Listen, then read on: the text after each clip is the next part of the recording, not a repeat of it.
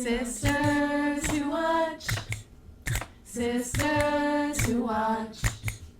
Sisters who watch. Abbott Elementary. Hey, y'all, hey, welcome to Sisters Who Watch. Hello, I'm Shelby. And I'm Laura, and we're sisters who watch everything. TV, movies, sports, concerts, even teachers dealing with shenanigans at an elementary school. We love to watch, and we love talking about it even more. Today we're watching Abbott Elementary, Season 4 of Quinta Brunson's hit network comedy show. Yes, Queen Quinta. And That's before right. we get into our review, please give Sisters Who Watch 5 stars. 5 stars wherever you listen, rate, download, subscribe. Follow us on social media at Sisters Who Watch. All the and things. send us a like, send us a comment. Show us some of your support. Thank you. We appreciate y'all. And as always, let's get into the background of the show that we are reviewing. Here's the logline for Abbott Elementary. A workplace comedy centered on a group of dedicated teachers and an oblivious principal in a Philadelphia public school where, despite the odds stacked against them, they are determined to help their students succeed in life. And as we mentioned, right, this is created by Quinta Brunson of BuzzFeed fame, started in 2021. And hopefully y'all are familiar with the show, right? It airs on ABC. It's produced by Warner Brothers TV. It has a great ensemble cast of Quinta, Tyler James Williams, Janelle James, Lisa Ann Walter, Chris Perfetti, Shirley Ralph, and William Stanford Davis. The expectations are always high. Always. Because Quinta, she never does wrong. You know, we've loved every single season, and we're expecting the same high caliber. And I think it's hard, right? How can you just keep on building on a great show that's Emmy-winning, that's killing it every season? But, you know, so expectations were high. But Quinta did her thing. As always. And I actually think this season delivered a bit better than prior ones. I agree. I thought it was really funny. I thought it was topical. I thought it tackled really good subjects. And I was laughing a lot. So yes, I'm a fan of season 4. Yes, I agree. All right, let's get into our favorite moments. Sounds good. Where's that accent coming from? I don't know. I just, sometimes we break out into British accents. If you listen to us, sometimes we just start talking British accents. Anyways, but Tariq, aka Zach Fox, oh my goodness. Anytime Tariq is on my screen, I'm having a good time.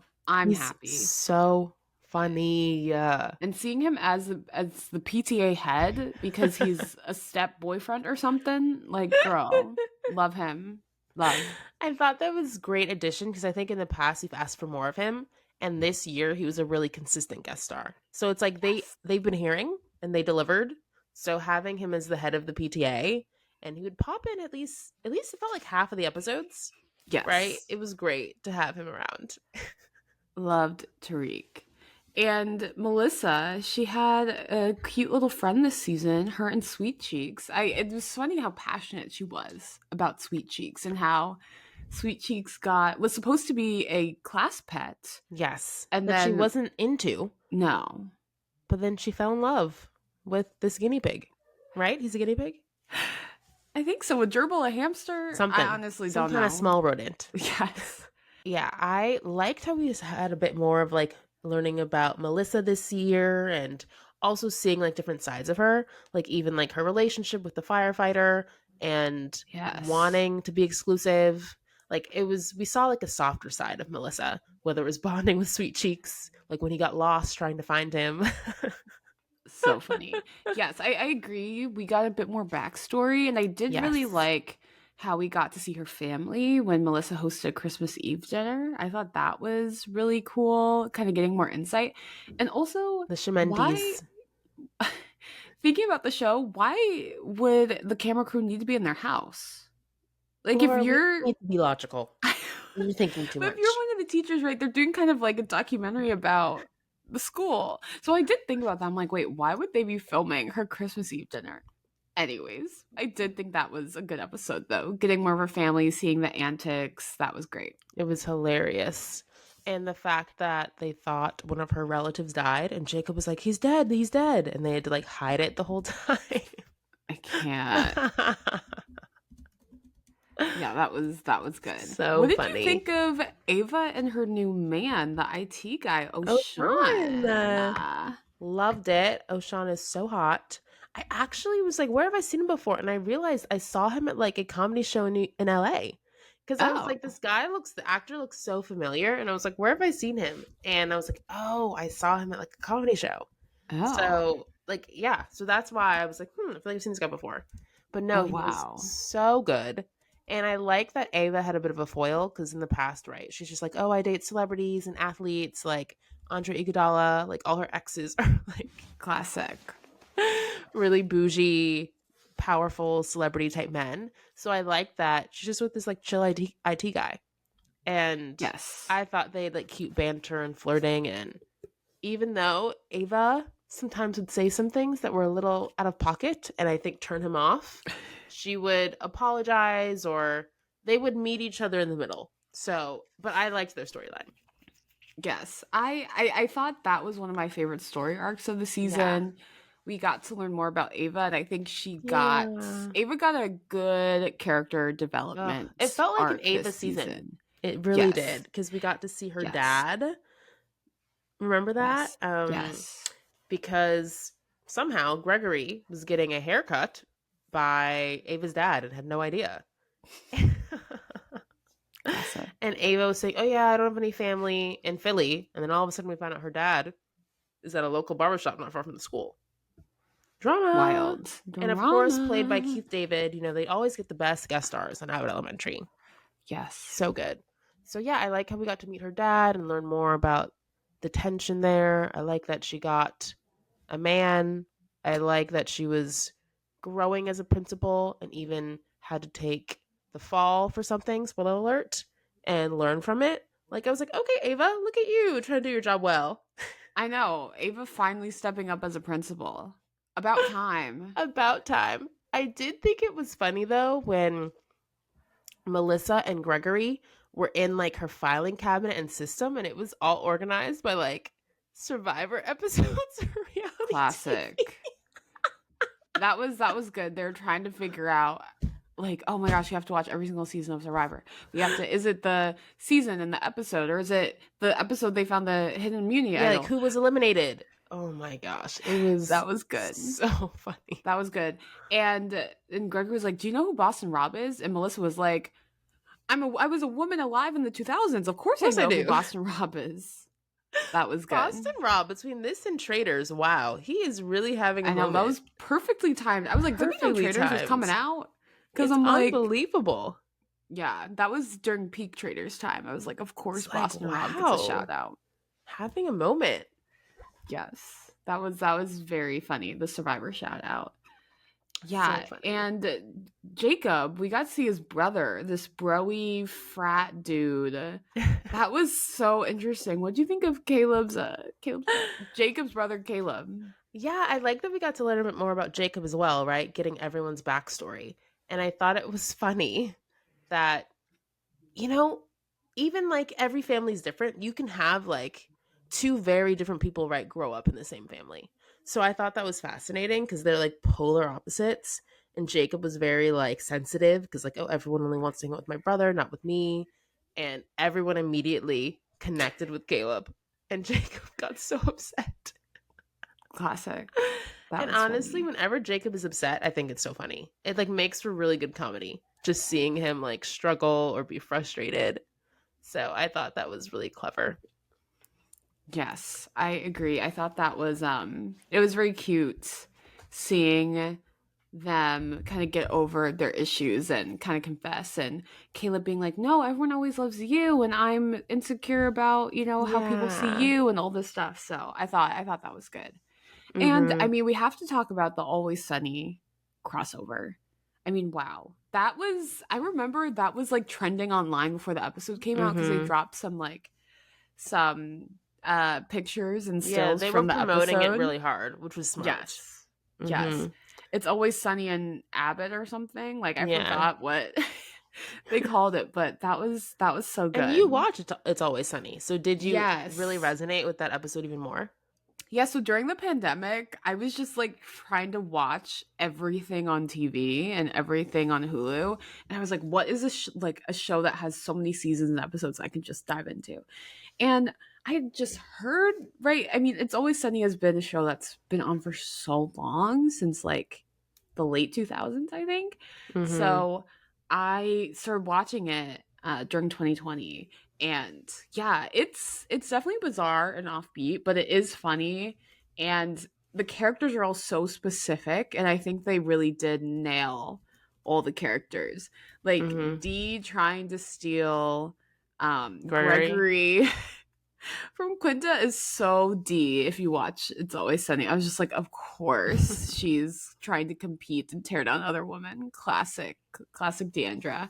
And then Frank, played by Danny DeVito, just being a mess and being aloof, and that was very funny. So I thought they did a great job, you know, using the characters. And if you watch It's Always Sunny, I thought it was a great nod to all the characters. So I enjoyed it. It was a good episode. Okay, good. Like, because I don't watch it, I didn't get, I think, all of those things, but I still thought it was funny.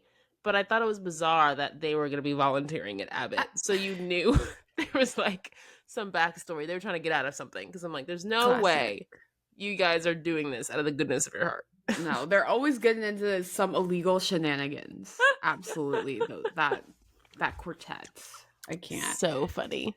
Yes. And the bus strike was another interesting episode. That happened over, was that a couple episodes? Yeah, it was like a theme. Right? Yeah. But it really went ahead when they decided to like drive kids to school.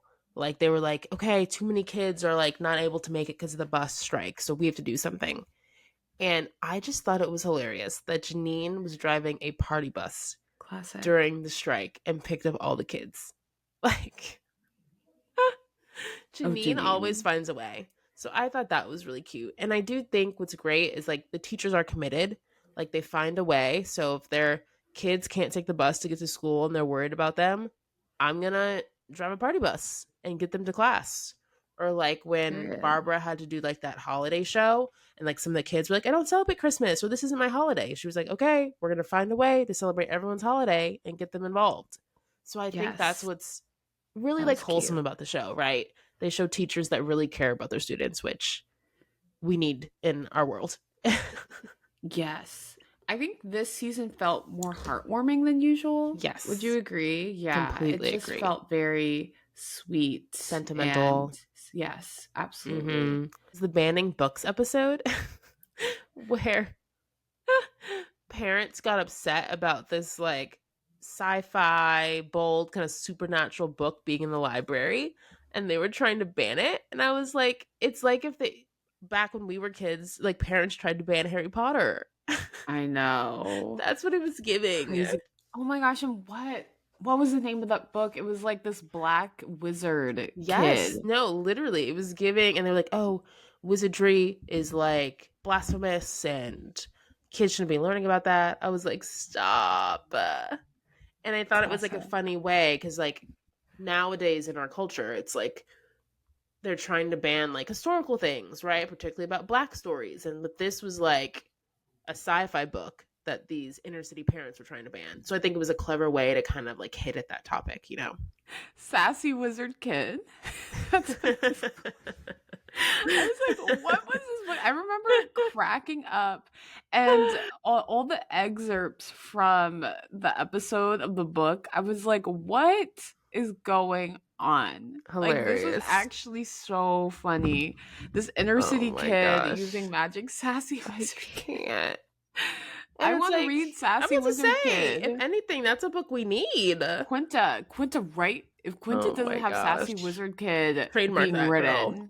Yes, I hope she trademarked that because I want really to read that good. book. I really like that episode because I was cackling over Sassy Wizard Kid. Oh my gosh! And I know, Shelby, you love this episode, the karaoke episode. Laura. Laura, this was like one of my favorite episodes of TV in a while. I keep a list of my favorite TV shows and movies of the year, and I immediately, after watching this, wrote it down. I was like, Abbott Elementary, Season 4, Episode 17. The karaoke episode was hilarious. I was laughing out loud. And it was hysterical, like Jacob's ex showing up and then him being upset and like singing this like very intense like emo song. Yes, that was good. And then like Gregory isn't there because he's driving Uber. Like it was just so chaotic. And the songs they all chose to sing, when Barbara sang Never Would Have Made It. I could not believe that Abbott Elementary writers did that.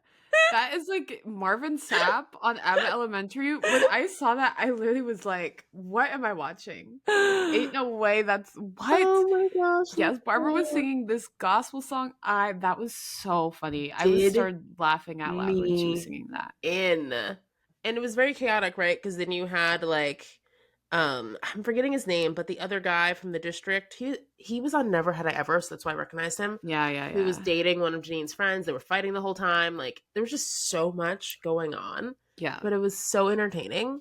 Like one of the best episodes of Abbott I've seen. Truly. Yeah, that was great. That was great. And I mean, like we talked about the cameos on cameos. Jill Scott, living my life like it's golden. And Ava Fest Tokyo Drift when they pivoted from the car wash fundraiser to have a block party inside in the hallway. And Barb was like, oh, I can get a special guest. No one believed them. And Barbara was like, yeah, Jill Scott's godmother is in my church choir. I was like, of course. What? That was great. So funny. And the moment from that episode where I cackled out loud when they were trying to get people for the car wash. Janine's idea failed. And she was like, okay, Ava, can you call your friends, your special friends who are all drug dealers, who are all tipping real well. And when Jacob was fiddling with the microphone, and then he accidentally did the siren, and then they all sped off. Immediately, skirt. I was like, please, Abbott Elementary writers. That was so crazy. That was so funny. That was good. Oh my gosh. I feel like, again, this season had such funny moments. And then that same episode, Jill Scott's like, yeah, there was like a crazy fan who had stolen like my ear aids or whatever. And that's why I have security. And then you find out at the end, Mr. Johnson's the crazy fan. Of course, Mr. Johnson is the psycho fan. What? And he was like, Jill, I just want to show you something. And you're like, Mr. Johnson? That was classic. Bizarre. I mean, he's a bizarre guy, but that threw me for a loop. I was like, what is going on, Abbott? Yeah, that was wild. So funny. And like we said, I feel like this season was very sweet and emotional. Yeah. And so, Ava gets fired and ousted because of the wheelings and dealings they did with the golf course. Yes, the bribes they were taking. But the rally from the parents, the businesses, the students, the teachers, like that was really, really great. So and it just showed like Ava was really loved and supported. And like when she got fired and she was, for a few episodes, she was not working at Abbott, I was like, they're not going to do this. Girl, Ava's too essential to the show. I remember tweeting from our Sisters Who Watch account, if they get rid of Ava, I'm gonna riot. There's no way. She's too important. James is hilarious. Yeah, she's a breakout. Is really good, but she's by far the breakout star. Yes, she's absolutely the breakout star. I remember when this show first started, I was like, who is the principal? Like, she was a person where I was like, I love this person. So good. I need her on every single TV show. Honestly, I would watch anything she does. Right. Literally. So funny. I hope I'm definitely seeing her more around, but she needs to be booked and busy constantly. I know. I feel like she's hosting, doing comedian gigs, and I'm like, no, put her in a movie. Put her in something else because she's hysterical. I literally was going to be like, oh, she'd be good in something like One of Them Days. And she was in One of Them Days. And she had a little funny. Cameo. Yeah. So put her in a Girls Trip-esque movie. Yes. I need to see her lead a comedy, be in an ensemble in a comedy. That would be fantastic. Yes. And I will say the finale was really, really good. Mm-hmm. And they did the school trip to the Please Touch Museum. And first of all, what is that name? I was like, what? I know. I was like, the Please Touch Museum? That doesn't seem right. But I loved how the 8th graders put on that little play and seeing the teachers act like one another was so funny. Jacob's impression of Barbara when I he was can't. clutching his pearls and being so over the top and loud, I was like, please stop. And then Barbara had Italian flags and was like, oh my, hey. I was like, oh my gosh. And then Melissa being Jacob, like, yeah, I'm a white ally and savior. And Jacob was like, like, it was, and then Janine being like a robot as Gregory. That was so shady. I said, these students need to be careful. So bad. Ugh. Yeah. And I will say, like, the episode, either before this or a few before the rally, I thought that was really special, right? Like, bringing everyone together, the parents, local businesses, the students, all rallying to support and save Ava's job and the teachers. That meant a lot, too. Okay, what were your least favorite moments, Shelby? The gentrification storyline with the new golf course, I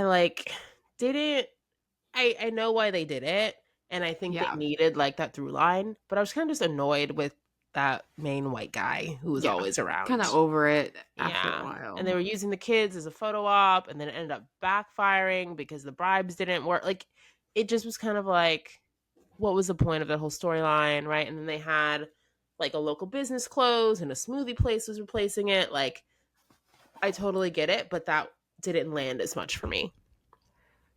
Yeah, very turned down. I agree. A little too real. Right. And the Halloween episode, Gregory and Janine's costumes, it was very funny that no one understood their costumes. I did like that. But would you have understood Mr. DNA and the mosquito? I still don't understand it. I still understand it. I'm like, what are you talking about? No.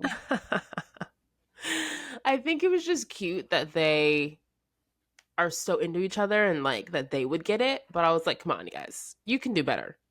Like, you can be something corny, but something people know. I know. Mr. DNA and mosquito. LOL. Something else that I didn't love. It was funny. Like, remember the dad fights episode where one of the dads, Darnell, another great guest star, wanted to fight Gregory because his son was getting too close to him and saw him as like a father figure and too good of a teacher. I was like, girl, bye. Don't you want your son to enjoy going to school and have someone he can look up to? Like, that was annoying. It was hilarious because Gregory was not about to win a fight. No.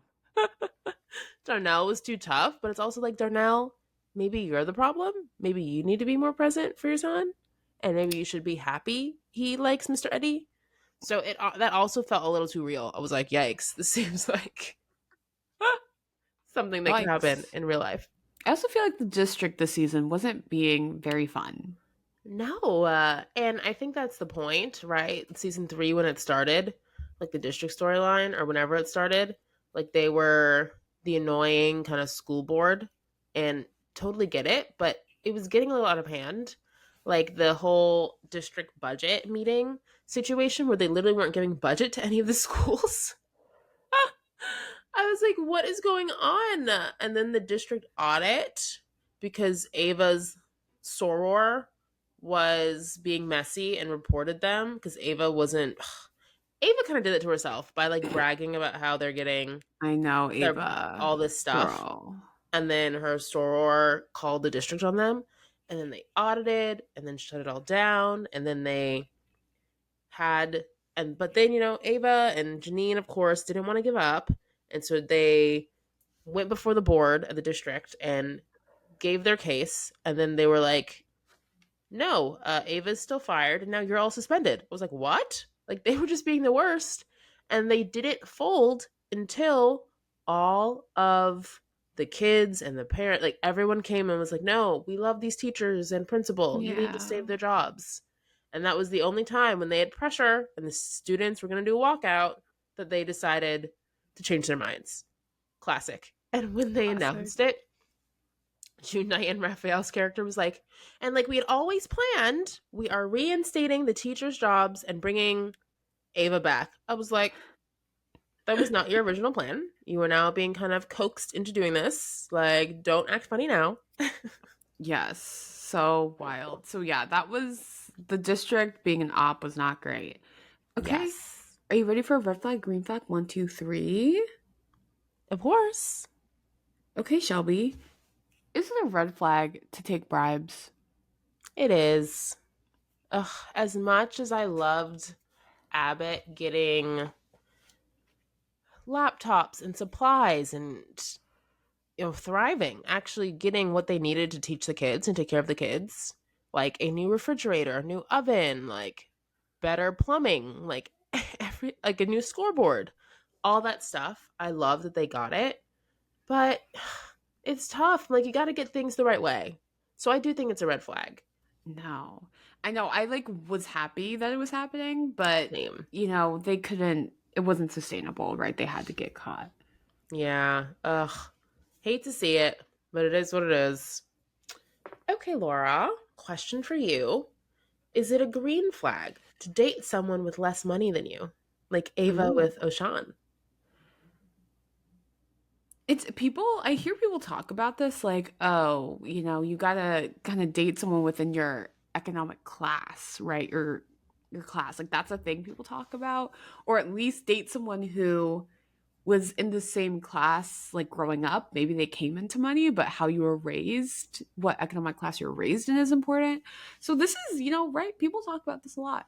Um, and a lot of women are like, women can't date men who like make less than them because it creates like a weird power Mm-hmm. dynamic thing, and men will feel insecure and what. So I think it is that can be tricky. I think for Ava, it's presented a really interesting character development. I think we've seen her grow, being like, okay, I see that you're Yes. trying and that you really do care about me. So I'm going to be open minded. So I think for Ava, it is a green flag, opening up your mind a bit. And right, as long as they treat you right and they have, enough confidence to be with someone who has more money, then that's all that really matters. I agree. I think this has been good for Ava. And I think this can be a blueprint for a lot of people. Like, Yes. he can still afford to get her earrings that she wants. Right. But also, maybe they don't need to go to that fancy restaurant. Fancy No. restaurants are kind of scams half the time. Yes. Okay, Shelby, is Abbott Elementary season 4 a wait or watch? Watch! Watch, watch, watch, watch, watch. Very funny, topical, heartwarming. And Yeah. again, the karaoke episode was one of my favorite TV episodes I've seen in a while. Ooh, I think I might gotta rewatch it. Yes, Laura, rewatch. It's so funny. I know I do remember liking it, but your high praise, I'm like, "Ugh, I gotta watch it again." Yes, I agree. I think this season, I remember last season we talked about, I didn't love Janine at the district. I didn't love that Mm-hmm. storyline. So I think this season was more interesting, engaging, and it just Mm-hmm. felt very, lighthearted and heartwarming seeing Yes. Ava's trajectory. I really liked, seeing Ava grow throughout the season. So I really enjoyed it. Yes. Can't wait for season 5. And speaking of, season 5, our What to Watch segment. Season Yes. 5 will come back later this fall. Any storyline predictions, Laura? What do you think will happen? Herm. Well, hopefully more of Oshan and Ava. Fingers I think crossed. that'll be good. Yes. I mean, I feel like the season kind of wrapped up pretty nicely. I There know it weren't did. there wasn't any like cliffhangers or things, And apparently that was purposeful. Like I saw some articles where Quinta was like, we want this to be like a wholesome show. We want to show like stable, healthy black love between Gregory and Janine. Like they don't want that kind of drama. Yeah. And I love that. Like we rarely see that. We So don't I need appreciate, toxic yeah, love, that they're trying to please. just to be like healthy and heartfelt and it's like a warm hug. Yeah. It's really open ended. Next season can really be anything. So I don't know. What do you think? Yeah, I feel like a new teacher could be cool. I Yeah. also think maybe like some bad students or like I feel like we haven't really seen that. Yeah. um I also think we saw that Barbara's daughter is pregnant, Oh, right? yeah, yeah, So yeah. like that could be a Yeah, storyline, that's like Barbara good. becoming a grandma and maybe right? Her daughter saying that she wants Barbara to be present, so I think her daughter's going to move home, and like that could be a dynamic for Barbara. Also, Melissa's relationship continuing to grow. I want to see Jacob in a relationship. You know, it's been a while since he and his ex broke up, so give Jacob some romantic love, you know? Yes. I was thinking the same thing. I think we could use more Jacob development. We saw a little bit with his brother, but I think we use more. We saw a lot of Ava. We also saw Gregory and his dad. I thought that was good. More of Gregory and his dad. So yeah, more Jacob. And I mean, Cheryl Lee Ralph. I mean, we talked about her renaissance. She's just absolutely killing it. Iconic. Love her. She just got a star on the Walk of Fame. Yes, she got a star on the Walk of Fame. So happy for her. Mm-hmm. Well deserved. And other things for people to keep tabs on. Quinta is returning to host SNL on May 3rd. Woo-woo. Happy for her. Queen. And, you know, she did also just announce her divorce, so hope she's okay. I know. I remember seeing that and texting me being like, oh no. I know. Quinta. I hope she's okay. Did you see, Laura, that she was doing a podcast interview with Amy Poehler, and she was like, yeah, I don't really know white people. I know you and Tina Fey, and like, that's it. And then Black Twitter was like, girl, you were married to a white man. That's actually really crazy of her to say. What do you mean? Literally, you were married to a white man. You should see the clip, because I'm like, people were coming for her. And I was like, Quinta. But then some people were commenting, I was married to a white man, and like, I don't really know white people either. I was like, huh? His family, his mom? Girl, that's wild. Oh my gosh. Oh. So yeah, keep tabs on social media, people. And let's just hope Quinta continues to be okay since she's going through a divorce. I know. And Emmys, we gotta watch out for the 2025 Emmys. 2025 Emmys. Predictions? I want Janelle James to finally win. So for this show, Shirley Ralph has won for Best Supporting Actress in a Comedy, and Quinta has won for Best Actress in a Comedy. Like, huge. Amazing. And I think Quinta also won for writing. Yes. So I feel like it would be amazing if Janelle or Tyler or Chris or like the other characters got some shine, the other stars got some shine at the Emmys, but in particular Janelle James. Like, she is so good. Like, as Ava. Like, I feel like she should have won by now for this role because she's the breakout star.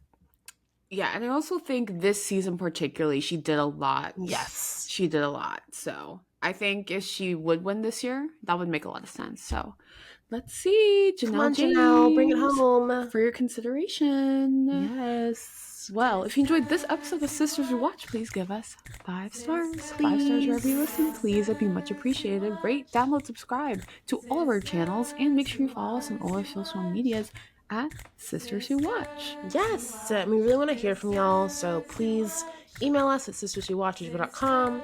You can DM us on social media and comment on our YouTube posts, all of our Spotify posts. Please, we want to hear what you guys think and give us recommendations. Yeah. What should we watch next? Thank you. Thank you so much for tuning in. Stay watching. Bye. Stay watching.